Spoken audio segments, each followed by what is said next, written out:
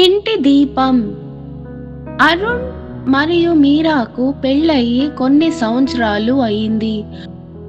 ఒక సాయంత్రం వారి కొత్త ఇంటిని సర్దుతుండగా ఒక అందమైన దీపాన్ని ఎక్కడ పెట్టాలనే విషయంలో వారిద్దరికీ వేరు అభిప్రాయాలు వచ్చాయి. ఇది లివింగ్ రూమ్లో ఉంటే చాలా బాగుంటుంది అని అరుణ్ అన్నాడు. కానీ ఇది డైనింగ్ టేబుల్ దగ్గర ఉంటే బాగుంటుందని నాకు అనిపిస్తుంది అని మీరా బదులిచ్చింది. వారిద్దరూ తమ మాటే నెగ్గాలని పట్టుబట్టారు. వాతావరణం గంభీరంగా మారింది మరియు ఇంటిని అలంకరించే ఆనందం మెల్లగా తగ్గిపోయింది. కాసేపు ఆగి మీరా మెల్లగా ఇలా అంది, క్రీస్తు నందలి భయభక్తులతో ఒకరినొకరు లోబడి ఉండాలని బైబిల్ మనకు బోధిస్తుంది. మనం కలిసి మన ఇంటిని ఎలా ప్రకాశవంతంగా మార్చగలమో ఆలోచిద్దాం.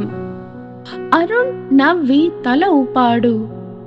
వారు ఆ దీపాన్ని 2 చోట్ల పెట్టి చూశారు.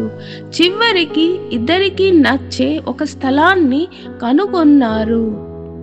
ముఖ్యంగా తామే సరైన వారమని నిరూపించుకోవడం కంటే శాంతి మరియు ప్రేమ చాలా విలువైనవి అని వారు తెలుసుకున్నారు.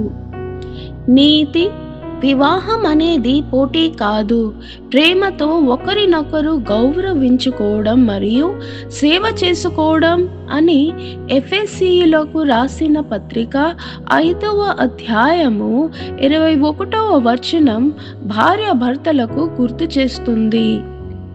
ఇద్దరు వినయంతో లోబడి ఉన్నప్పుడు క్రీస్తు వెలుగు వారి ఇంటిలో ప్రకాశిస్తుంది. క్రీస్తు నందలి భయభక్తులు కలిగి ఒకరినొకడు లోబడి యుండుడి.